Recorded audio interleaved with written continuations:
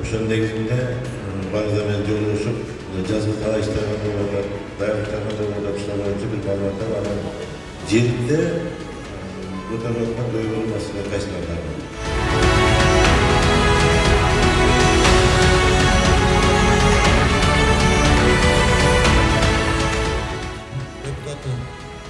Кунузбек Сулайманович, биздин аким Шамал Сайдын статусуна өтө чоң салымын кошкон ушул кишилер ушул учурдан пайдаланып ушу сиздерге ыраазычылык билдирип кетели. Биздики нөлдөн башталгандан жардам керек болуп атат.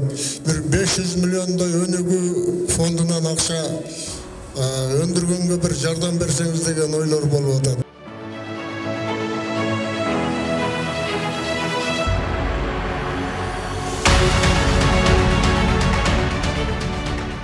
Мектепте 800 бала окуган ордуна 1600 экесе көп болуп атат.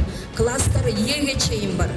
Азыркы маселем ошону ипотечный үй боюнча Кунузбек Кошалиевич ушунда көзөмөлгө алсаңыз, биз баягы частын тушунда жерди көрдүк эле, мурда жылы билесиз өзүңүз.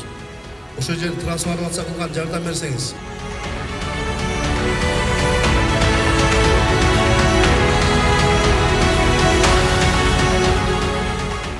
Кылып аткан кызматтардын бардыгы, мээнеттердин бардыгы ушул элдин жыргасын жашоосуна деген гана тилектер. Башка эч кимде эч кандай ой жок. Ошондуктан сабыр кылыңыздар.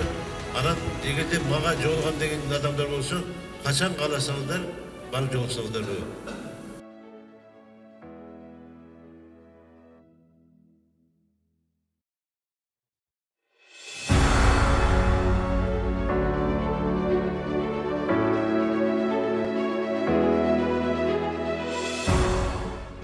Чыныгы элдик депутат ушундай болуш керек. Дайыма келген сайын жолгабыз, биз кубанып тосуп алабыз, маселелерибизди айтабыз.